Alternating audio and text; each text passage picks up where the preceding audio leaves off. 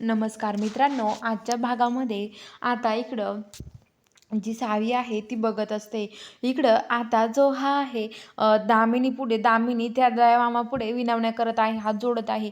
हे सगळं बघते आणि तिला ते धैर्यला सांगायचं असतं. ती धावत आता रूममध्ये येते. रूममध्ये आल्यावरती धैर्य इकडे कॉलवर बोलत असतो. त्यामुळे आता सावी तिथे सोफ्यावर त्याची वाट बघत असते. पण त्याचं बोलणं लवकर होत नाही. त्यामुळे सावीला तिथे झोप लागून जाते आणि सावी तिथेच झोपते. तेवढ्यात आता जो धैर्य आहे तो धैर्य म्हणतो की आता ही सावी झोपली आहे सोफ्यावरती. धैर्य बघतो तर धैर्य तिला उचलतो आणि बेडवरती तिकडं नेऊन ठेवतो आणि तिच्या अंगावर टाकतो आणि तिला झोपायला लावतो. तर आता इकडं सावी पण तिला झोपते आणि सावी आणि धैर्य एकमेकाजवळ झोपलेली असतात. तर आता हे सावीला काहीच माहीत नसते यातलं. तर आता सकाळी सकाळी जो धैर्य आहे तो उठून जातो आणि जी सावी आहे ती म्हणते, मी आज धैर्यजवळ झोपले होते.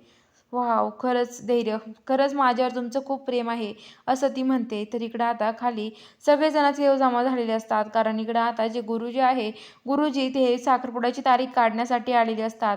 तर ते दया मामाला म्हणतात, तुम्हाला माहिती का, हे बघा आता तारीख किती, अजून 4 महिन्यांनी तारीख आहे, डायरेक्ट मुहूर्त, शुभमुहूर्त. तर ते म्हणतात, काय शुभमुहूर्त 4 महिन्यांनी आहे? अहो तोवर काय करायचं आम्ही, आम्हाला नाही माहिती, आम्ही एवढे दिवस नाही थांबू शकत, तुम्हाला काय करायचं ते तुम्ही बघा, आम्हाला नाही माहिती, तुम्ही आत्ताच्या आत्ता काही करायचं ना ते करा. आता 2 दिवसात असं निघेल अशी तारीख पहा ना, आम्हाला एवढं लांबची तारीख नको आहे. तर ते म्हणतात, काय 2 दिवसात निघेल अशी तारीख? तर ते म्हणतात की हो, 2 दिवसात निघेल ना अशी तारीख पहा तुम्ही.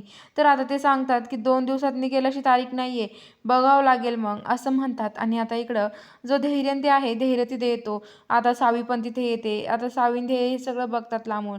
तर आता इकडं भास्कर आणि विलास पण काहीतरी डेकोरेशन वगैरे त्यांची तयारी चालू असते. तिथे त्यांनी तो माणूस बोलवलेला असतो आणि ते पण त्याच्यासोबत बोलत असतात. तर आता लगेच इकडं ते माणसं बोलत असतात, तेवढं ते धैर्य येतो आणि कशाला आणलंय गुरुजी आणि कुणाची साखरपुड्याची तयारी काढायची आहे, तर काय चाललंय हे सगळं. तर आता लगेच जो दायमामा आहे तो म्हणतो की अहो जावई बाप्पू, तुम्हाला माहीत नाही का, तुमच्या ना अजून कोणाच्या काढणार आहे? तेवढा तर तो गाणं लावतो आणि नाचायला लागतो. जोराडी जो मात गाणं कोमत असे गाणं लावतो लग्नाचं आणि तो तिथे नाचायला लागतो दयामामा.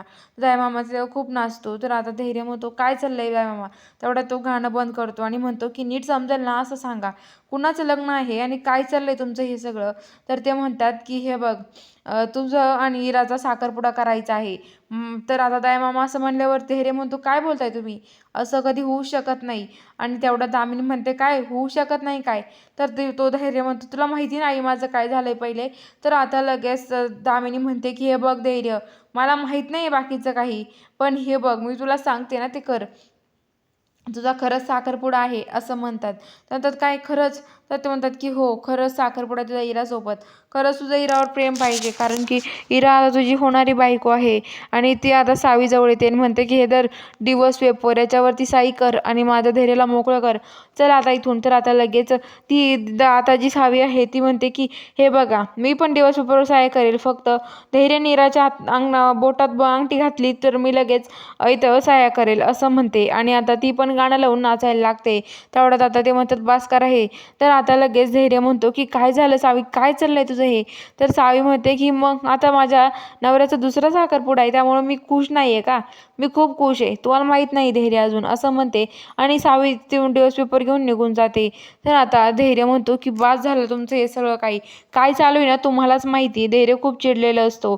आणि आता दामिनी म्हणत असते की लवकरात लवकर आपल्याला आता इराज धैर्य जवळ येते आणि म्हणते की धैर्य, अहो काय चाललंय तुमचं, त्या मुलीच्या का नादी लागलाय, जाऊ दे ते तिकडेच, आपल्याला आपलं लग्न करायचंय ना, मग कशाला तिचं टेन्शन घेताय, असं ती म्हणत असते. तर बघूया आता पुढील भागात काय घडतं. बघायला चॅनलला सबस्क्राईब करा.